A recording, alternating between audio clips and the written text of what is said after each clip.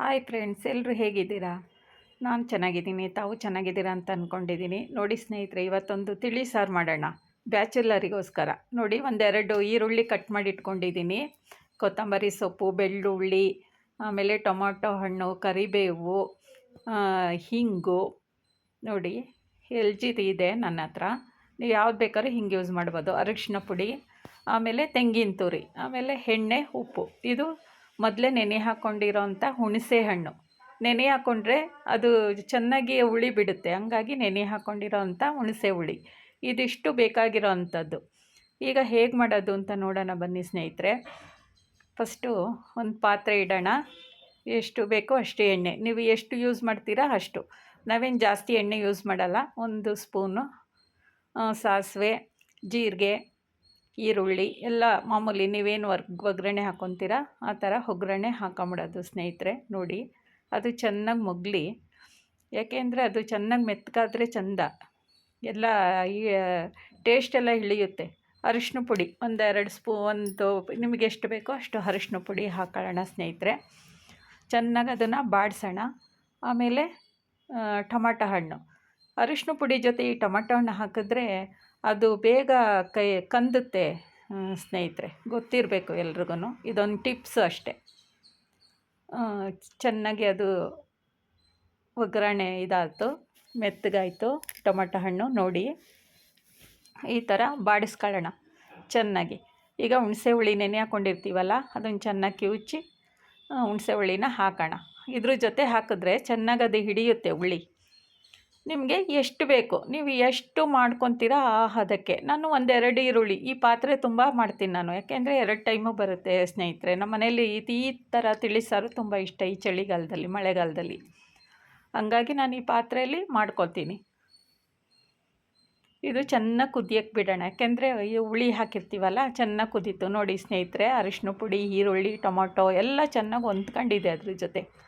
ಈಗ ನಿಮ್ಮ ಮನೇಲಿ ನೀವು ಏನು ಬಳಸ್ತೀರಾ ಅದೇ ಇದನ್ನು ಈಗ ಸಾಂಬಾರು ಪುಡಿ, ನಾನು ಮನೆಯಲ್ಲೇ 1 ವರ್ಷಕ್ಕಾಗೆ ಇಟ್ಕೊಂಡಿರ್ತೀನಿ. ಅದೇ ಸಾಂಬಾರು ಪುಡಿ ನಿಮ್ಮ ಮನೇಲಿ ಏನು ಇಟ್ಕೊಂಡಿರ್ತೀರಿ ಅದನ್ನು ಯೂಸ್ ಮಾಡಿ ಸ್ನೇಹಿತರೆ. ಏನು ಜಾಸ್ತಿ ಬೇಕಾಗಿಲ್ಲ ಸ್ನೇಹಿತರೆ. ಇದನ್ನು ಬ್ಯಾಚುಲರ್ ಹುಡುಗರು ಸಹ ದಿಢೀರಂತ ಮಾಡ್ಕೋಬೋದು. ಯಾಕೆ ಪಾಪ ಅವರು ಹೋಟ್ಲಲ್ಲಿ ಅಲ್ಲಿ ಇಲ್ಲಿ ತಿಂತಾರಲ್ವ, ಅದು ತಿನ್ನೋ ಬದಲು 1 ಟೈಮೋ 2 ಟೈಮೋ ಈ ಥರ ಮಾಡಿಟ್ಕೊಂಡ್ರೆ ಚೆನ್ನಾಗಿರುತ್ತೆ ಊಟ ಮಾಡೋಕ್ಕೆ. ಒಂದು ಅನ್ನ ಮಾಡಿಕೊಂಡ್ರೆ ಆಯಿತು. ನೋಡಿ, ಕೊತ್ತಂಬರಿ ಸೊಪ್ಪು, ಸಾಂಬಾರು ಪುಡಿ ಇದೆಲ್ಲ ಚೆನ್ನಾಗಿ ಕುದಿಬೇಕು ಸ್ನೇಹಿತರೆ. ಈಗ ಸ್ವಲ್ಪ ತೆಂಗಿನ ತುರಿ, ಇದು ನೀವು ಇದ್ದರೆ ಹಾಕ್ಬೋದು, ಇಲ್ಲಾಂದರೆ ಸ್ಕಿಪ್ ಮಾಡ್ಬೋದು, ಏನು ತೊಂದರೆ ಇಲ್ಲ, ಟೇಸ್ಟ್ ಬರುತ್ತೆ. ನೋಡಿ ಸ್ನೇಹಿತರೆ, ಚೆನ್ನಾಗಿ ಕುದಿಬೇಕದು, ಎಣ್ಣೆ ಬಿಡಬೇಕು. ಈಗ ಉಪ್ಪು ಹಾಕ್ಕೊಳ್ಳೋಣ ಸ್ನೇಹಿತರೆ, ರುಚಿಗೆ ತಕ್ಕಷ್ಟು ಉಪ್ಪು.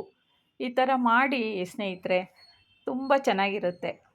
ಈ ಮಳೆಗಾಲದಲ್ಲಿ, ಚಳಿಗಾಲದಲ್ಲಿ ಈ ಥರ ಒಂದು ತಿಳಿಸಾರು ತುಂಬ ಚೆನ್ನಾಗಿರುತ್ತೆ. ನೋಡಿ, ಆ ಕಲರ್ ನೋಡಿ ಏನು ಟೇಸ್ಟು. ಕುದಿಯಕ್ಕೆ ಬಿಟ್ಟಿದ್ದೀನಿ, ಕುದೀತಾ ಇದೆ. ಅದು ಎಣ್ಣೆ ಬಿಡಬೇಕು ಸ್ನೇಹಿತರೆ. ನಾನು 1 ಚಮಚ ಎಣ್ಣೆ ಹಾಕಿರೋದು. ನೋಡಿ ಏನು ಟೇಸ್ಟ್ ಕೊಡುತ್ತೆ ಅಂದರೆ, ಕುದ್ದು ಅದು ಎಣ್ಣೆ ಬಿಡುತ್ತೆ ಸ್ನೇಹಿತರೆ. ಗೊತ್ತಿರಬೇಕಲ್ಲ, ಮೇಲ್ಗಡೆ ಒಂಥರ ಎಣ್ಣೆ ಎಲ್ಲ ಹಂಗೆಲ್ಲ ಆದರೆ ಅದು ಚೆನ್ನಾಗಿ ಕುದ್ದಿದೆ ಅಂತ ಅರ್ಥ ಸ್ನೇಹಿತರೆ. ಆಮೇಲೆ ಒಂದು ನಿಂಬೆಹಣ್ಣು ಗಾತ್ರದಷ್ಟು ಬೆಲ್ಲ, ಟೇಸ್ಟಿಗೆ ಅಷ್ಟೇ, ನೀವು ಬೇಕಾದರೆ ಸ್ಕಿಪ್ ಮಾಡ್ಬೋದು. ನೋಡಿ ಸ್ನೇಹಿತರೆ, ಕುದೀತಾ ಇದೆ, ತುಂಬ ಚೆನ್ನಾಗಿರುತ್ತೆ, ಮಾಡ್ಕೊಳ್ಳಿ. ಬ್ಯಾಚುಲರ್ ಹುಡುಗರಿಗೋಸ್ಕರ ಇದು ಡೆಡಿಕೇಟ್ ಮಾಡಿದ್ದೀನಿ.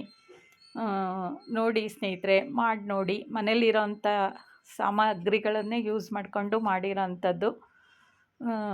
ಕಮೆಂಟ್ ಮೂಲಕ ಹೇಗಿದೆ ಅಂತ ತಿಳಿಸಿ. ನೋಡಿ, ಸ್ಟವ್ ಆಫ್ ಮಾಡಿದೆ, ಆಗಿದೆ, ಈಗ ರೆಡಿ ಇದೆ. ನೋಡಿ, ಎಣ್ಣೆ ಫುಲ್ಲು ಬಿಟ್ಟಿದೆ. ನೋಡಿ ಸ್ನೇಹಿತರೆ, ಆ ಕಲ್ಲನ್ನು ನೋಡ್ತಿದ್ದಂಗೆ ಬಾಯಲ್ಲಿ ನೀರು ಬರುತ್ತೆ. ತಿಳಿಸಾರು ಅನ್ನಕ್ಕೆ ಹಾಕ್ಕೊಂಡು ಊಟ ಮಾಡ್ತಾಯಿದ್ರೆ.